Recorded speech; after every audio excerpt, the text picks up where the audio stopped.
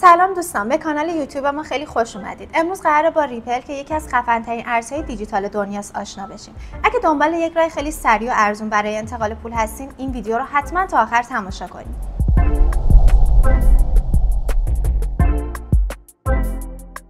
ریپل یا XRP یه ارز دیجیتال خیلی باحاله که برخلاف بیت کوین و اتریوم به جای استخراج از سیستم اجماع استفاده میکنه.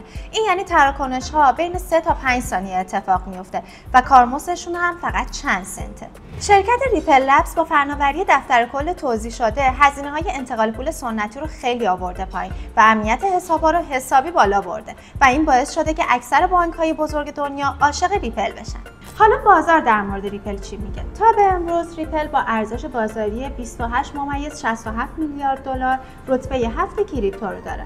قیمت هر ریپل برابر با 0.5 دلاره و در دیماه سال 96 که ریپل در اوج خودش قرار داشت، قیمتش 3.3 دلار بود. حالا فرق ریپل با بقیه رمز ارزها چیه؟ ریپل برخلاف بیت کوین که در تلاش تا بانک‌ها رو دور بزنه، تلاش میکنه تا با بانک‌ها همکاری داشته باشه تا انتقالات بین‌المللی خیلی سریعتر و با هزینه خیلی کمتری انجام بشه. انتقالات بین‌المللی به روش سنتی یعنی سویفت هم خیلی زمان بره و هم خیلی هزینه بره، در صورتی که با ریپل میتونی خیلی سریعتر با کارمزد خیلی پایینتر این کارا رو انجام بدی.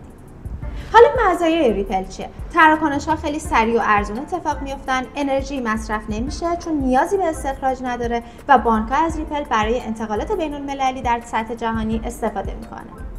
آینده ریپل چطوریه؟ ریپل داره سیستم بانکداری سنتی رو یه تکون اساسی میده. چطوری؟ با سرعت بالایی که داره و کارمزد پایینی که میگیره باعث شده که انتقالات بین‌المللی در آینده یه تغییر خیلی چشمگیری داشته باشن. و در پایان اگر دوست دارید ریپل بخرید میتونید از صرافی ایرانی PM Exchange استفاده کنید. خیلی راحت و سریعه.